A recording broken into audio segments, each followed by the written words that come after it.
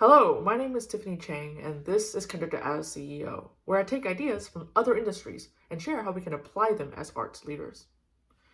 I imagine a world where leaders help people thrive, feeling more seen, valued, and fulfilled, while knowing that their work matters. In this post, I want to share some reflections I had from hearing a meaningful conversation between Aubrey Bergauer and David Taylor. I heard this last week on LinkedIn, and they talked about tapping into the influencer industry for orchestras. And I will link the video also down below. So the conversation centered around David's Orchestra of Influence program he piloted with London's Philharmonia Orchestra. Here's how it worked. 10 people from the orchestra, 8 musicians, and 2 administrators participated and received group and individual coaching on how to create original content as an influencer and as brand ambassadors for their organization. They were given the nuts and bolts on content creation and also received guidance on individual purpose and goals. David believes this approach can revolutionize how orchestras connect to audiences and how their musicians are supported in the modern world. As I listened to Aubrey and David chat about this program's positive results in the areas of marketing, I could not help but notice how it perhaps also had the added benefit of increasing job fulfillment for those people who participated. Here are 4 areas that struck me in this conversation. Number 1, unlocking autonomy and control. The participants were given the freedom to do whatever they wanted with their influencer content. As David explained, the work takes into account their preferred method of communicating, their passions, their interests, their skills, also their lifestyle, and the amount of time they want to commit. Research studies have shown that the lack of autonomy and lack of control over work environment are often among the leading factors that result in low job satisfaction across all industries.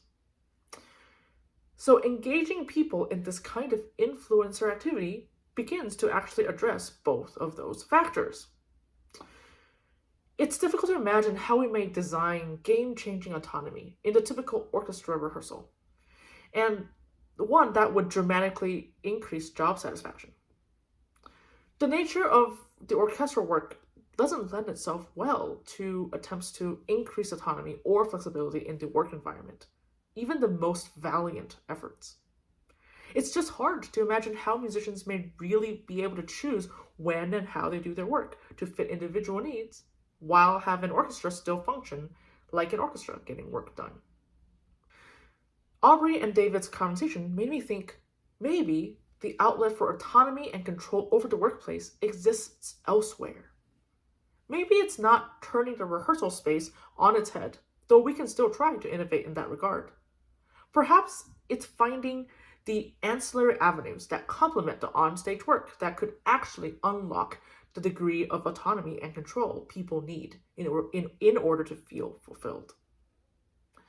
I wonder, which other avenues in the orchestral space may we explore along the same lines? And the second area I thought about was centering on purpose.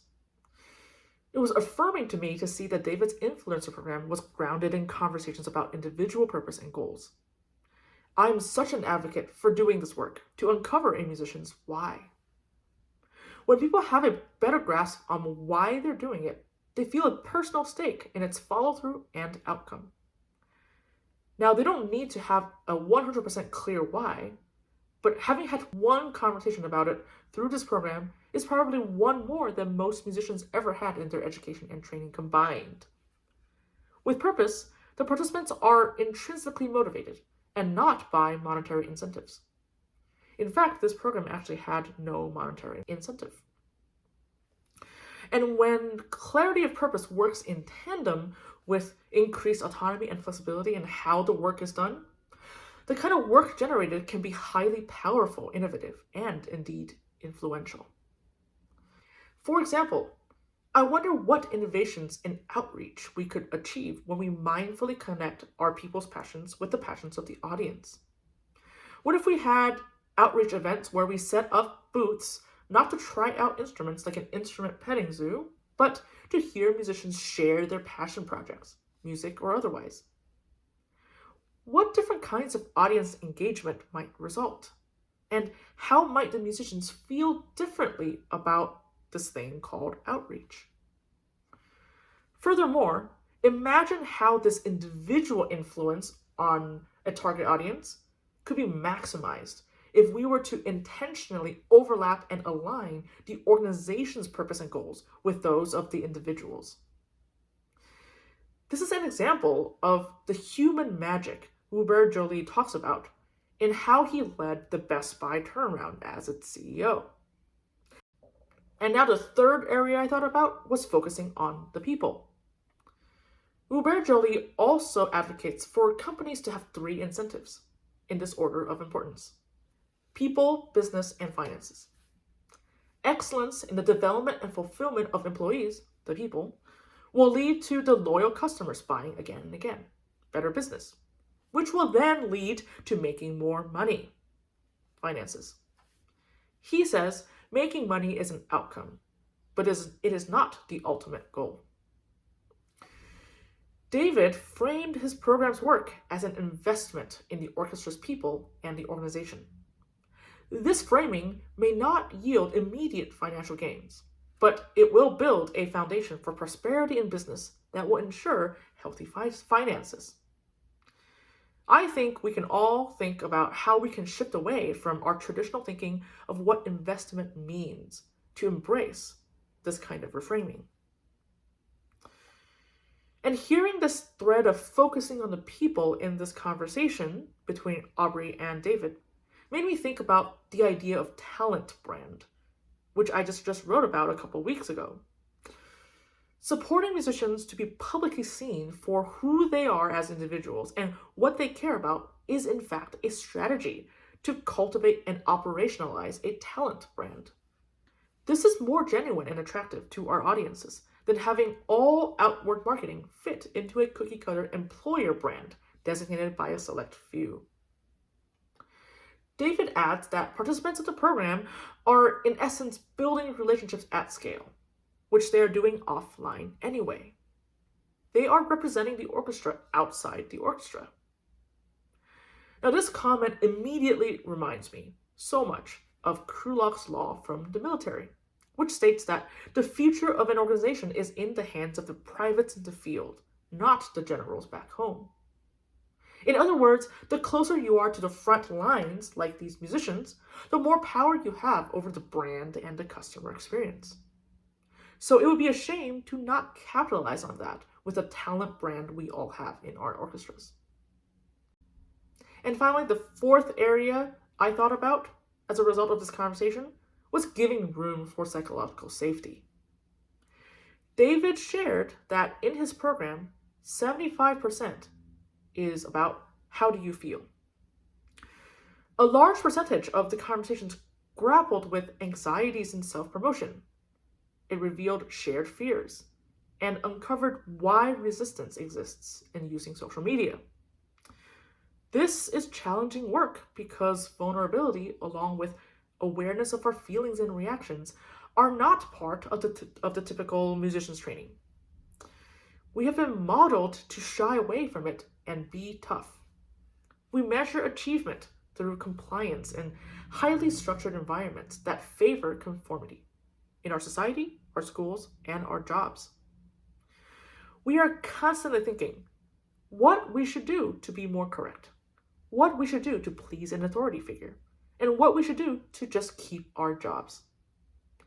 The consequence of years and years of this mindset is a professional environment motivated by fear, where we don't feel psychologically safe to have our own thoughts, to share ideas, or report problems, or even to be our true selves.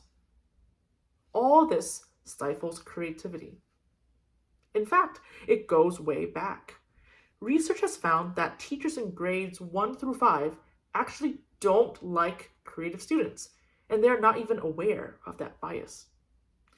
In an article that I will link below, the author sums it up, sharing that people think that they should like creativity, but they do not like the reality of the challenges that come with dealing with creative individuals. And children pick up on these cues, slowly noticing that prototypically creative behavior is frowned upon, while less creative behavior is more positive. We all think that artists are the most creative of industries. While that is inherently true for the art form, we may have just been conditioned out of creativity from a young age and through our lifelong training. How often are we told how we should play something by a teacher or a conductor? Almost always. And how often do we feel comfortable saying, I feel differently, in a genuine way that doesn't result in confrontation? Almost never. It is often easier to simply do what's expected of everyone. So for David's program, it is not enough to simply say to musicians, there's no right way to do this project. Go for it. The vulnerable work of peeling through the layers of how do you feel was absolutely necessary. This built trust and psychological safety, and through that, they were able to achieve a wide span of highly creative results. So it's super exciting to see David implementing something that not only increases visibility for an orchestra, but also heightens employee engagement and satisfaction. I hope these reflections were interesting for you and prompts further thought. I was honestly surprised that Aubrey and David's conversation made me feel seen and heard in a way that tells me I'm on the right track, advocating for better job fulfillment in our musicians. Again, I encourage you to give the conversation a listen. And I hope this resonates with you. If it does resonate with you, please consider signing up in the link below to receive an email with each new blog post sent directly to your inbox. Thank you and have a great day.